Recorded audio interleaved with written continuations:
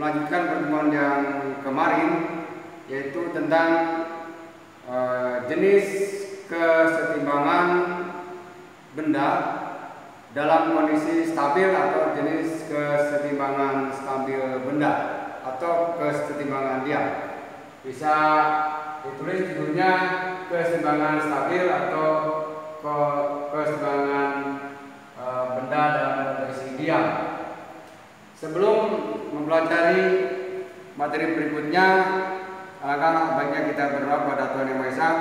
Semoga kita hari ini berikan pemahaman yang mudah, dan untuk itu sesuai dengan agama dan percaya masing-masing. Berdoa mulai. Selesai.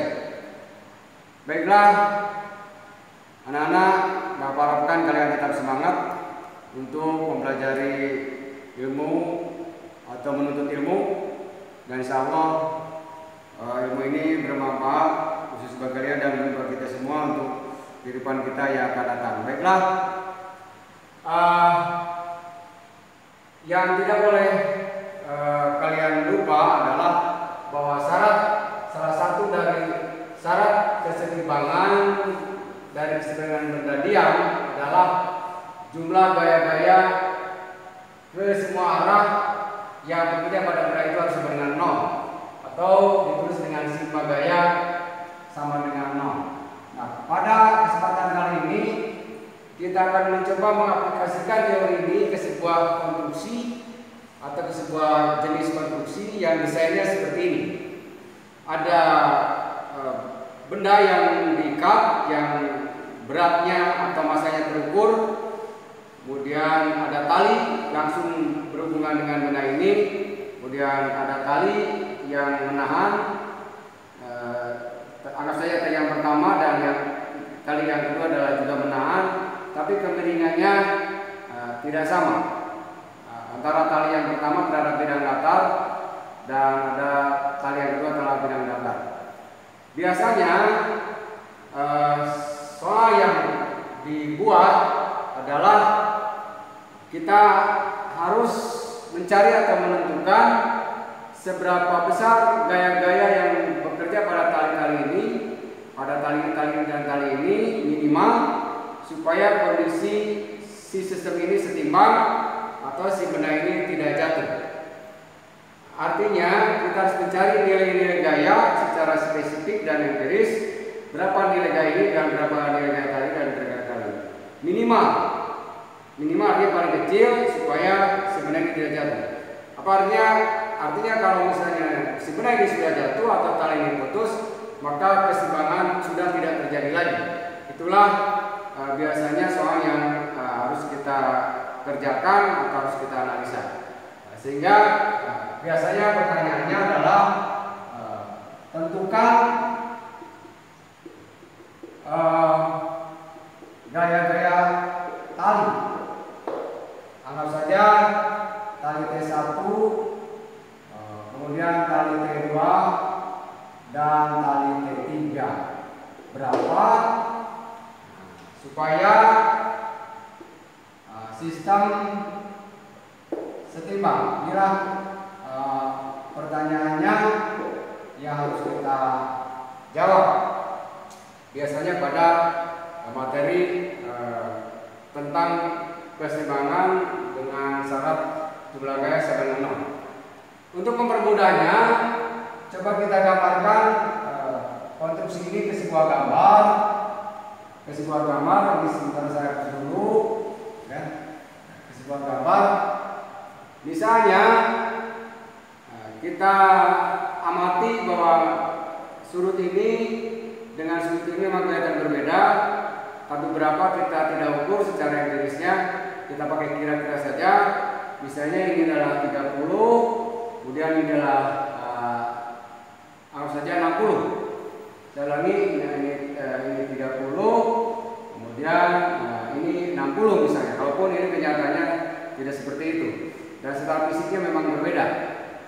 Kemudian untuk menggambarkan konstruksi ini, maka kita harus menggunakan bantuan diagram Kartesius atau atau diagram kartesian untuk mewakili arah-arah gaya yang bekerja pada sistem itu.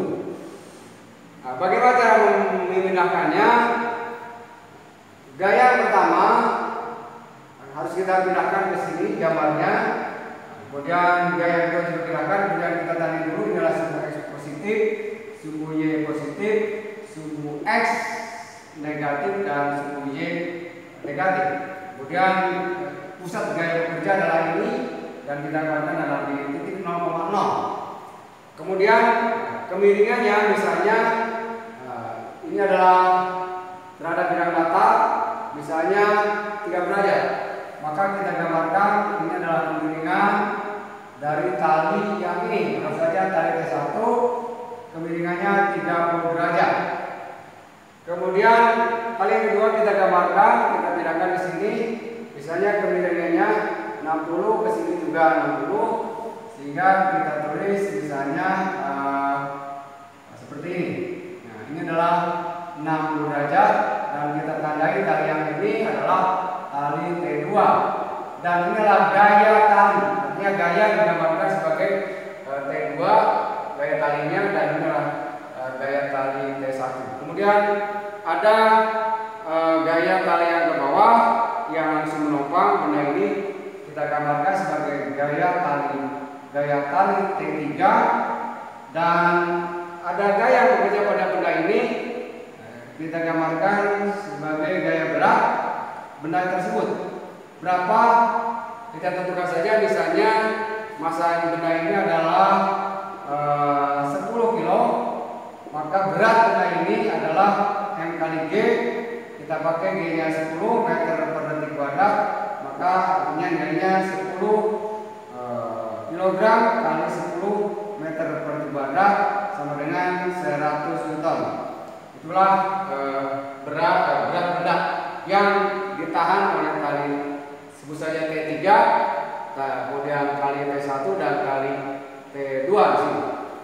Ya, berikutnya bagaimana langkah untuk mencarinya atau langkah untuk mengamatinya.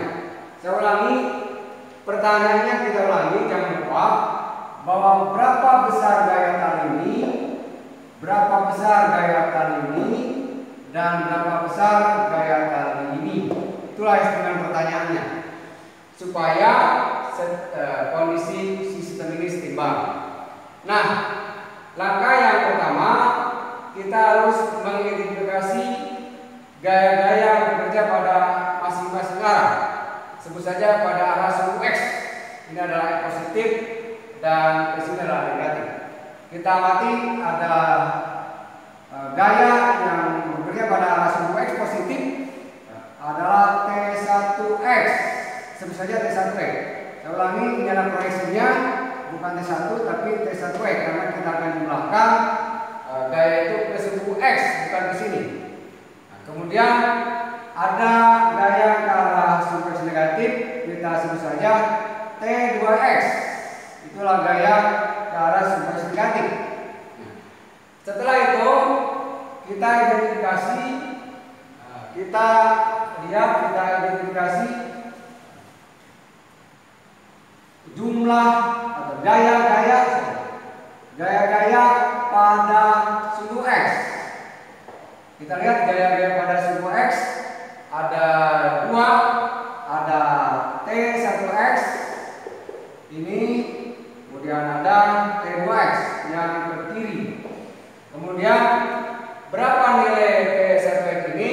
Kita menggunakan ilmu trigonometri bahwa menurut matematik T1X ini nilainya sebesar T1 cos 30 derajat. Kemudian mungkin kalian agak kesulitan karena ada trigonometri. Berapa nilai cos 30? Ini dianggap sudah tahu, sudah memahami bahwa cos 30 adalah setengah akar 3. Sehingga nilai T1X adalah besarnya T1 kali setengah akar 3. Ini nilainya untuk T1X. Kemudian untuk T2X kita lihat sudutnya 60, sehingga harus ditulis besarnya sebesar T2 cos 60 derajat. Nah, cos 60 berapa? Ya dari trigonometri adalah nilainya setengah, sehingga ini T2 kali setengah. Nah, inilah nilai T2X. Kemudian nilainya T2 kali setengah. Ya, kemudian setelah itu, setelah kita mengidentifikasi jumlah gaya-gaya pada sumbu X, maka kita harus menjumlahkan. Ingat bahwa syarat setimbang adalah jumlah gaya dengan 0 ke arah ke masing-masing arah. Kita coba mengamati dulu ke arah sumbu X, sehingga syaratnya ke arah sumbu X atau jumlah ke arah sumbu X nilai harus 0. Kemudian mana saja ke arah sumbu X? Ke arah sumbu X kita tadi sudah analisa, sudah identifikasi ada T1X, ada T1X, dan ada T2X, ada T2X, dan ini harus 0. Setelah itu berapa T1X ini sudah kita hitung tadi, nilainya adalah T2X ini adalah T1X ini adalah T1 kali setengah akar 3. Ini adalah T1 kali setengah akar 3. Kemudian ini harus dengan 0. Kemudian yang berikutnya ada T2X, misalnya T2 kali setengah.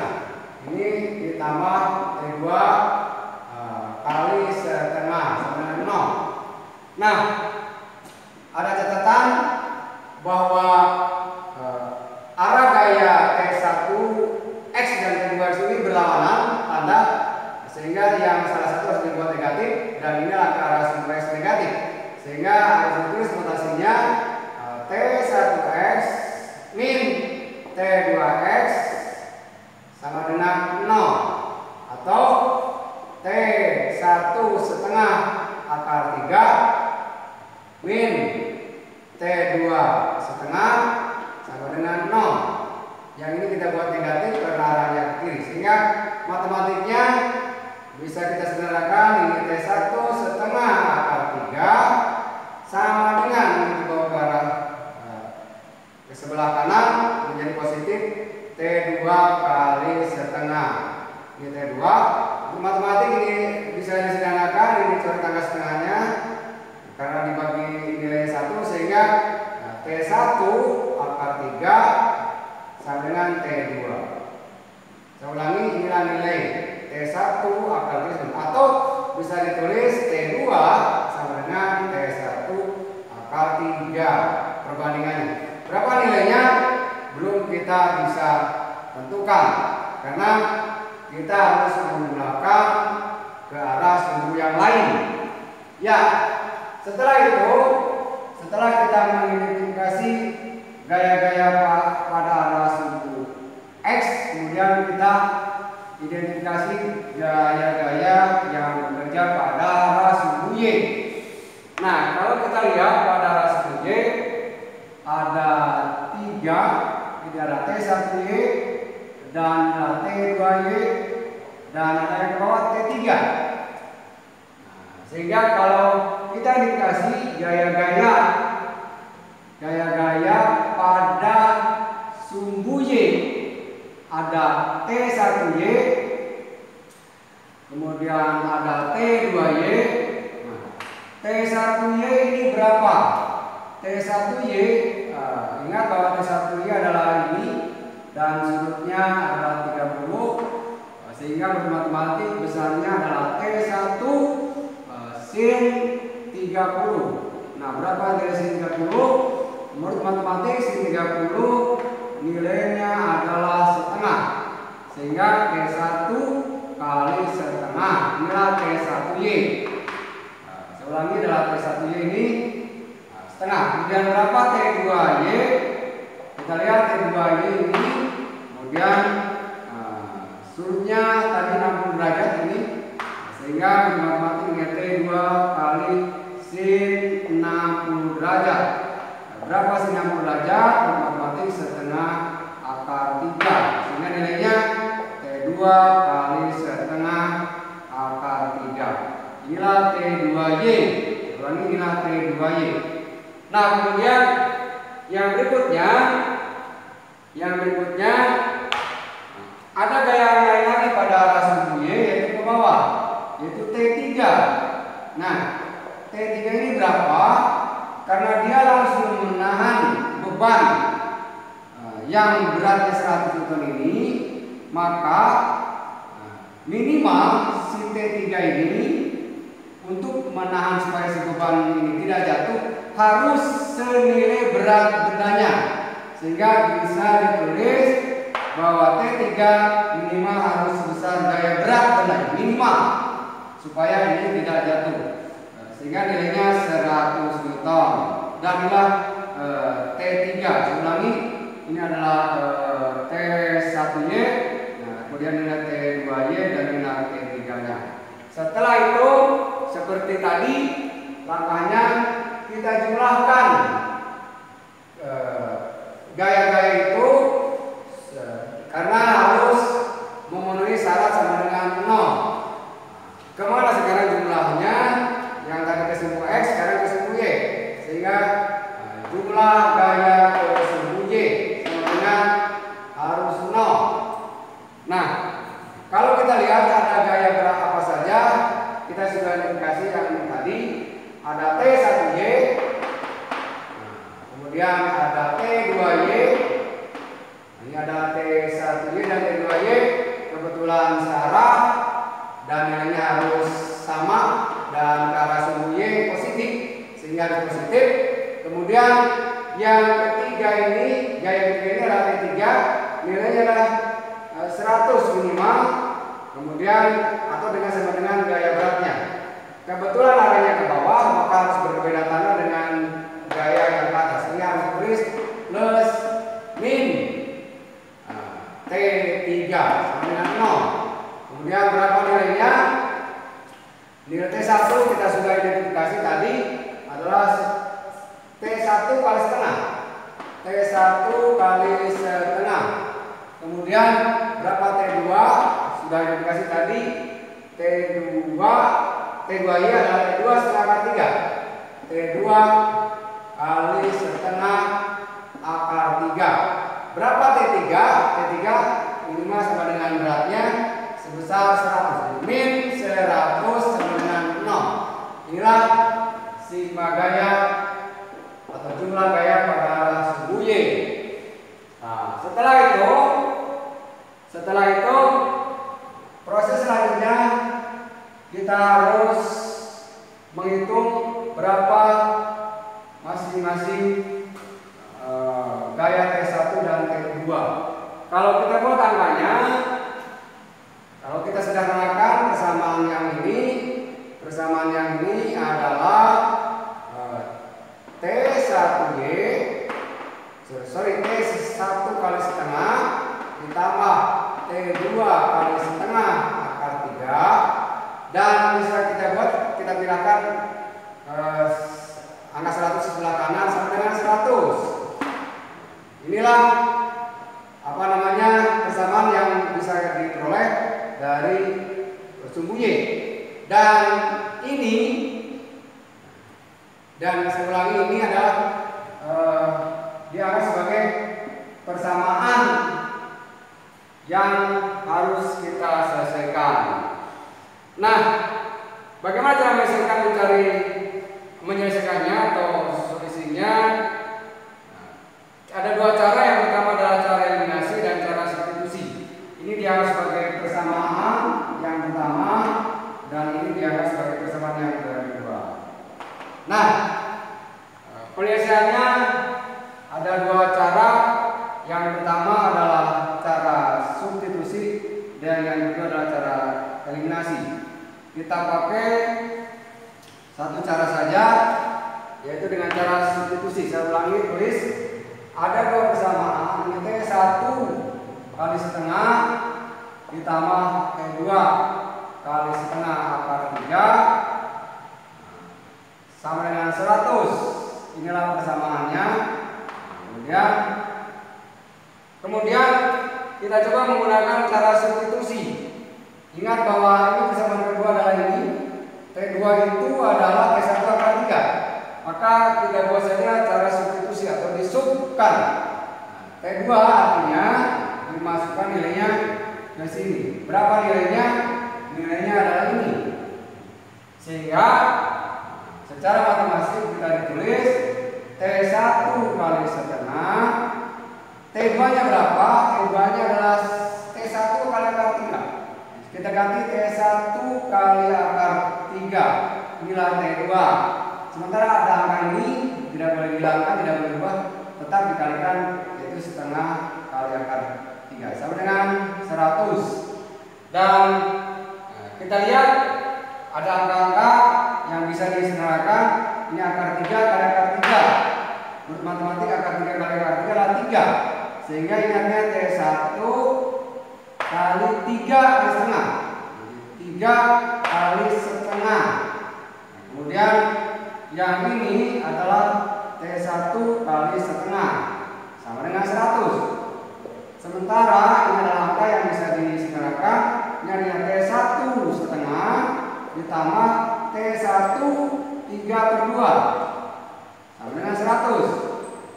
Ya, ini adalah angka setengah ditambah 3/2. Contohnya sama dengan persis menjumlahkan angka A ditambah setengah A. Maka nilainya 1 ditambah setengah, artinya 2/2 A ditambah setengah A, sehingga nilainya 3/2 A. Ini juga sama. Lihat, ini ada setengah T1 ditambah 3/2 T1, jumlahnya 4/2 T1, sehingga ditulis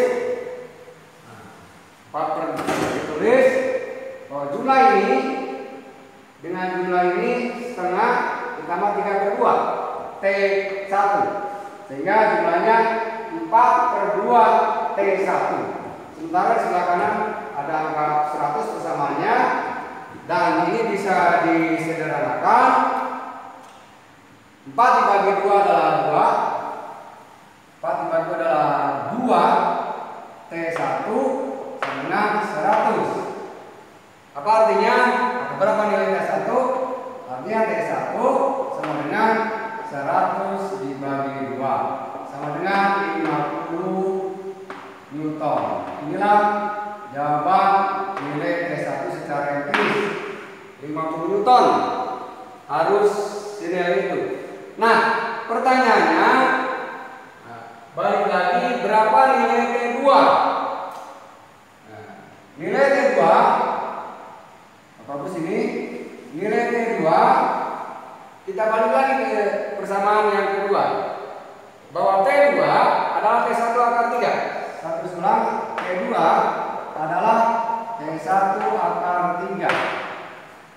Nah, sementara sekarang T1 nya sudah ada dan sudah kita peroleh dari perhitungan ini. Berapa nilainya? 50. Artinya gaya kali T2 adalah sebesar 50. Saya pertebak sebesar 50 kali akar 3 Newton. Nah, akar 3 itu berapa? Biasanya menggunakan nilai 1,7. Kalau dia ngambil nilai akarnya 1,7, ini artinya 50 kali 1,7 Newton. Sama saja dengan 5 kali 17. 5 kali 17 berarti 85 Newton. Inilah jawaban secara empiris. Kesimpulannya, berapa nilai gaya-gaya kali yang ini dengan yang ini, atau kita lihat konklusinya, berapa gaya kali ini tadi dari perhitungan bahwa T1 tadi T1 adalah ini sebesar 50 Newton. 50 Newton, ini kesimpulan jawabannya.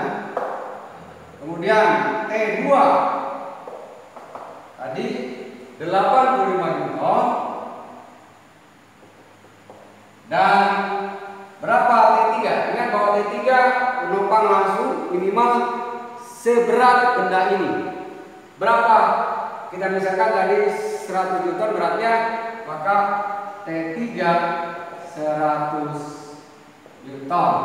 Inilah nilai minimal harus dipenuhi pada konstruksi ini supaya si benda ini tidak jatuh. Saya ulangi bahwa nilai ini menunjukkan nilai gaya minimal atau kekuatan gaya tali minimal yang dimiliki ketika konstruksi seperti ini. T1-nya atau tali ini harus menahan 50 Newton. Tali kedua karena lebih dekat, sudutnya lebih besar, lebih kencang ini, lebih kencang menahannya, ternyata lebih besar nilainya 85. Dan yang harus paling besar menahannya adalah T3, sehingga T3 minimal 100 Newton. Sehingga dengan gaya-gaya ini maka sistem ini akan setimbang diam atau stabil. Itulah kesimpulannya. Saya ulangi bahwa pada konstruksi kita harus mencari gaya minimal kekuatan-kekuatan penopang, baik ini kawat atau tali atau apapun, supaya tidak roboh atau tidak jatuh atau setimbang stabil kondisinya. Itulah salah satu contoh aplikasi. Dan supaya kalian bisa mengerjakan dengan cara yang tadi, maka Bapak akan kasih soal latihan sama seperti itu, tapi konstruksinya sudutnya dirubah. Ini soal latihan, misalnya sudutnya ini 45 derajat, ini 45 derajat, dan ini penopangnya, kemudian inilah bendanya. Ini soal latihan. Kemudian ini tandai misalnya T1, ini tandai T2, ini tandai T3. Kemudian beratnya Bapak rubah, misalnya masanya 20 Newton, 20 kilo. Sehingga beratnya bisa ditulis atau bisa ditentukan ini 200 Newton. Itulah datanya. Sehingga mungkin gambarnya mungkin seperti ini, ya seperti itu. Ini agak kurang, ini arahnya sama, 45 derajat. Ini gambar ini 45 derajat, ini T2, ini T3. Dan ini beratnya weightnya 200 Newton. Diambil dari masanya 20 kg. Saya ulangi, ini masanya 2 kg, kemudian beratnya 200, kemudian T3, T1, ini T2. Pertanyaannya persis seperti yang tadi, hitung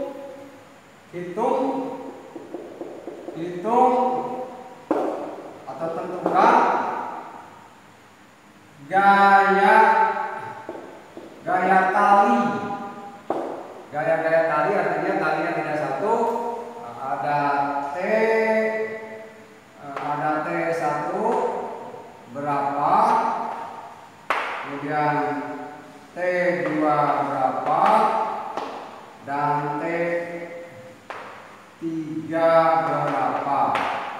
Berapa artinya harus memenuhi syarat setimbang. Artinya supaya sistem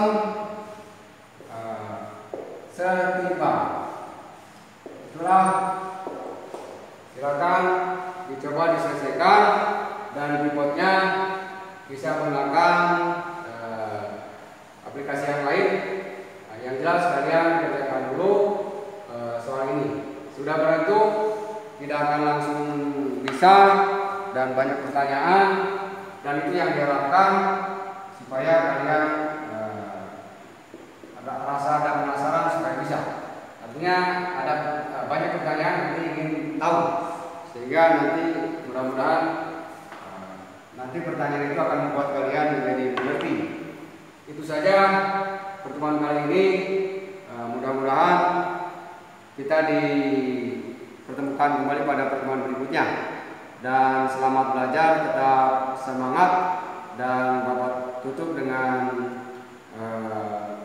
Assalamualaikum warahmatullahi wabarakatuh.